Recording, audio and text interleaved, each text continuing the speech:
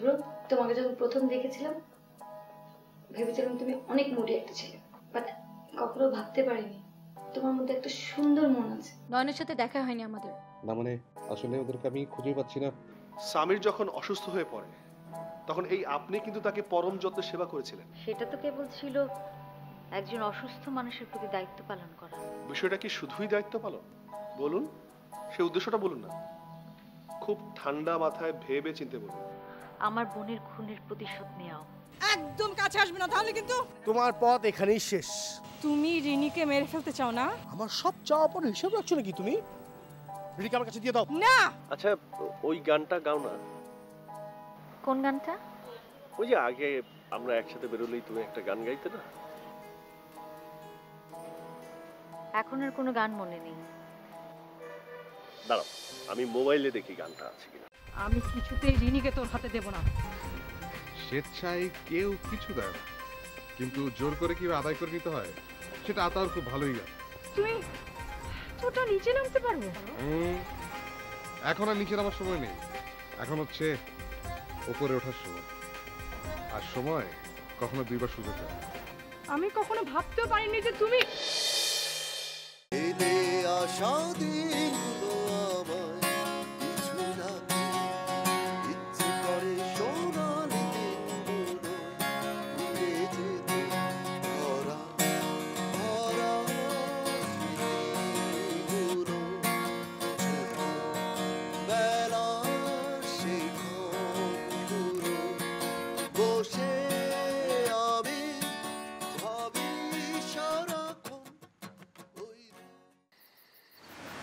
আমাকে খুঁজছেন? কাকে মারতে চাইছেন আপনি? আমি? হ্যাঁ আপনি। আমি নিজের চোখে দেখেছি। আপনি চোখে ভুল দেখেছেন। আপনি সামিরকে মারতে চাইছিলেন তো? সেটা আবার কে? খামোখা অভিনয় করবেন না। পিস্তল কারো নাম দেখে গুলি করেন। কিসের শত্রুতা ওর সাথে আপনার? আপনাদের কাউকে আমি চিনি। আপনি কার জন্য কাজ করছেন? ধরে নিন আপনার জন্য। আচ্ছা, আপনি কার জন্য কাজ করছেন সেটা কি কাউকে বলবেন? মানে? আমরা সবসময় কারো না কারোর জন্য কাজ করে চলেছি। যা কিছুই করি নিজের জন্য তো কিছুই না। আমি স্রেফ নিজের জন্য কাজ করি। তাই বুঝি? এবং নিজের জন্যই সামিরের কোনো ক্ষতি হতে আমি দেব না। ওই লোকটাকে আমি আগেও বিদেশে কয়েকবার দেখেছি।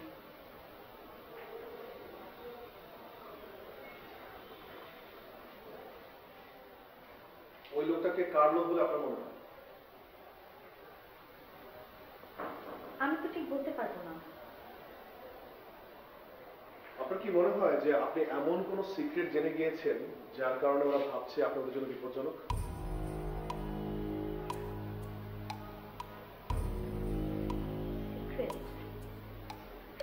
কই না তো, এমন তো কোনো কিছু জানতে পারিনি।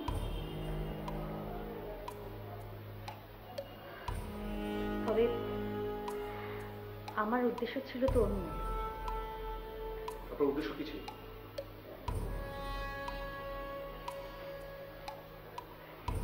আপনার উদ্দেশ্যটা কি ছিল সেটা ভেবেচিন্তে বলবেন, কারণ আপনার কথা কিন্তু আপনার বিপরীতে যেতে পারে।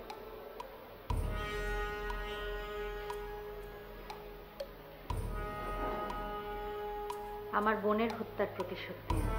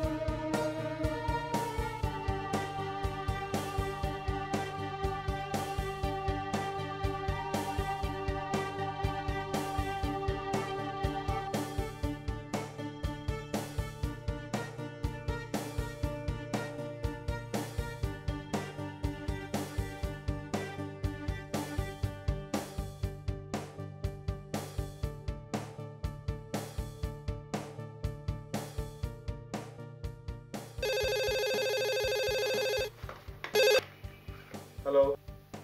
হ্যালো হ্যালো মিজান সাহেব বলছেন? জি বলছি।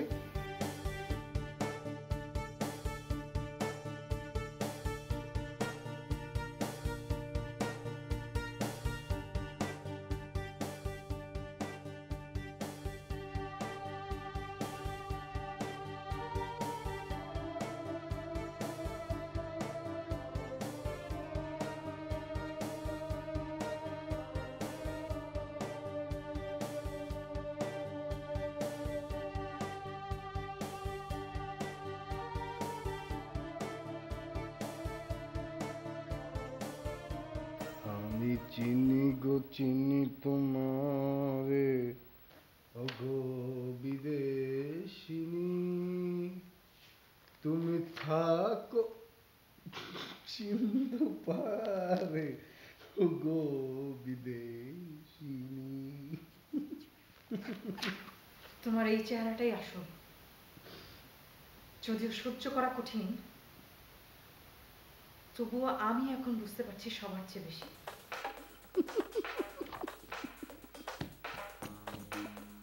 তুমি না আসলে একটা বোকামি। যদিও বা তুমি তোমার নিজেকে অনেক চালাক ভাবতে ভালোবাসো। আমি বোকামিটা করেছি সেদিনই, যেদিন তোমার সাথে আমার পরিচয় হয়েছে।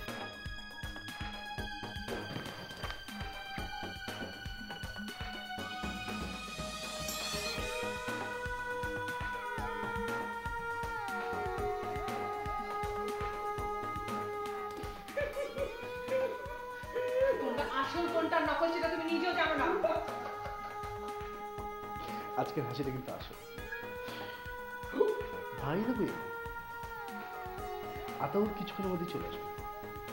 ততক্ষণ পর্যন্ত একটু কষ্ট করে অপেক্ষা করা ছাড়া আর কি উপায় বলো?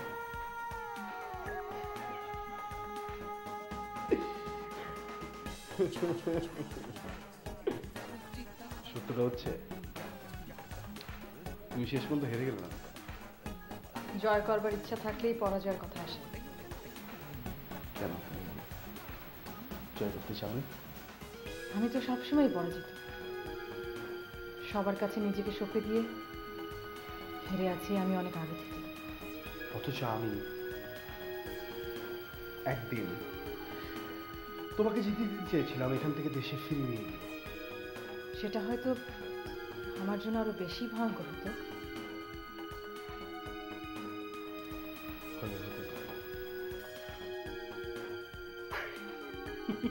তোমার কিন্তু আসলে উচিত এত কথা না বলে আমার কাছ থেকে আসল কথাটা জেনে নেয়া। আমি কোনো কথা শুনতেই চাই না। তারপর আমার ইচ্ছাটাই তোমাকে শুনতে হবে।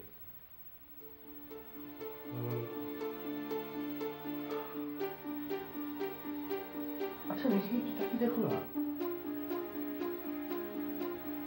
তুমি তো সামান্য বান্দা। যেখানে দাঁড়িয়েছিলে ঠিক একই জায়গায় দাঁড়িয়ে আছো। আমি জানি আমি কোথায় দাঁড়িয়েছিলাম আর এখন তুমি দাঁড়িয়ে আছো। তুমি জানো কোথায় দাঁড়িয়ে আছো? আবারও ভুল করছো।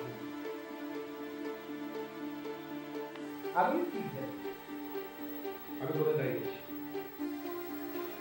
আমি এখান থেকে চলে যাচ্ছি, তাই শেষবারের মতো তোমাকে বিদায় জানাবো। আপনার সম্পর্কে কোনো ভালো লাগে।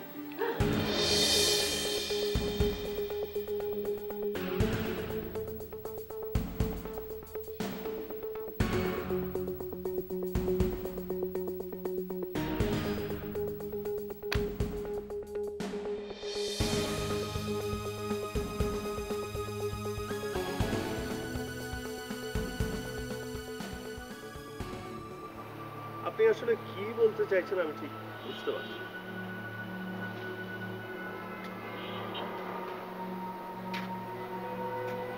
না বোঝার তো কিছু নেই। পুলিশের যা কাজ তা হচ্ছে দুষ্টের দমন, শিষ্টের পালন।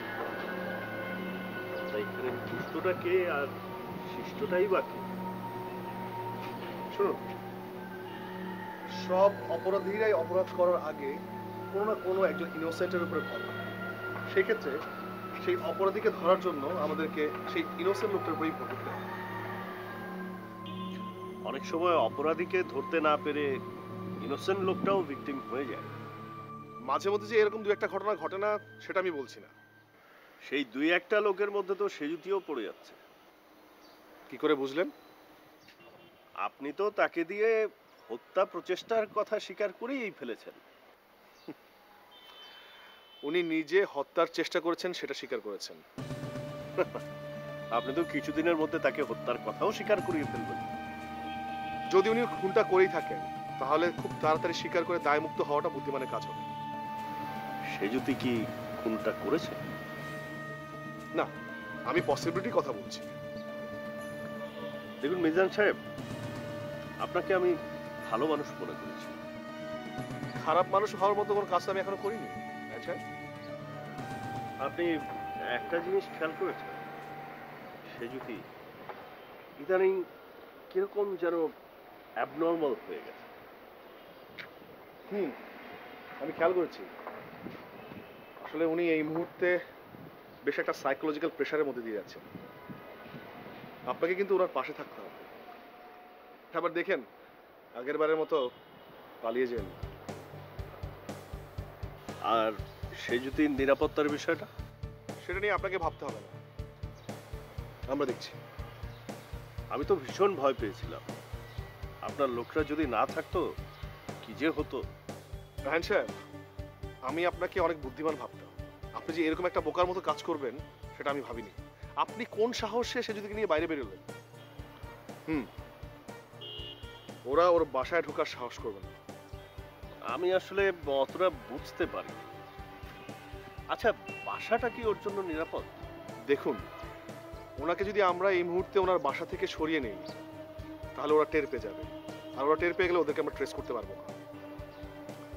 তারপরও যদিও এটা পুলিশের ব্যাপার, তারপর আপনাকে বলছি, যে লোকটি সেজুতিকে ফলো করছে সে সেজুতির পূর্ব পরিচিত। সে কি সেজুতির সাথে কথা বলতে চায় নাকি ক্ষতি করতে চায়? এই লোকটি কি মূল খুনি নাকি ভাড়াটে? আসলে পুরো ব্যাপারটাই এখনো ধাঁধা, আমাদের কাছে ক্লিয়ার না। তাই এই ব্যাপারটা ক্লিয়ার না হওয়া পর্যন্ত তাকে আমরা ধরতে পারছি না। ওকে, আমি তাহলে আজকে চলি। আপনি কি সেজুতির ওখানে যাবেন? নট শিওর, যেতে পারি। আপনি যান।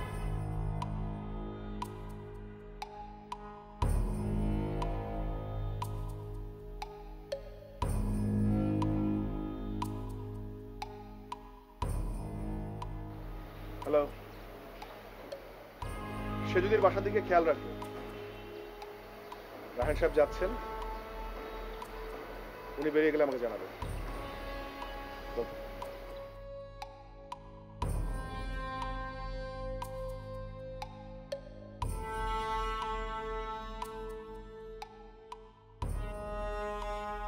এই যে ভাই,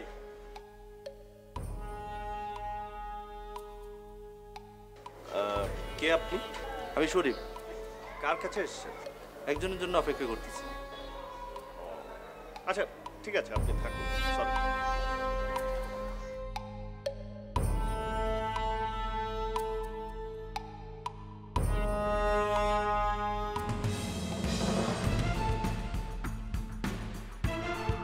আচ্ছা, তুমি কি স্বীকার করেছো যে খুন করার উদ্দেশ্যে তুমি বিদেশে গিয়েছো? হ্যাঁ, কেন এই সমস্ত বলতে? সত্যি কথা বলতে দোষ কি? তোমরা নিজেরা আমাকে যতটুকু খারাপ ভেবেছিলে তার থেকে অনেক বেশি খারাপ হচ্ছে আমি, নয়ন। তুই যেটা জানো না সেটা কি তুমি শুনতে চাচ্ছ না?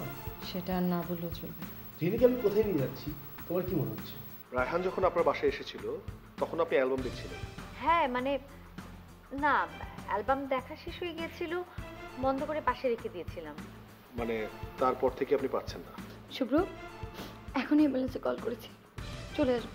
দেখো, আমরা হসপিটালে গেলে সব ঠিক হয়ে যাবে। তুমি কোনো ভয় পেও না, দেখো আমি তোমার পাশে আছি।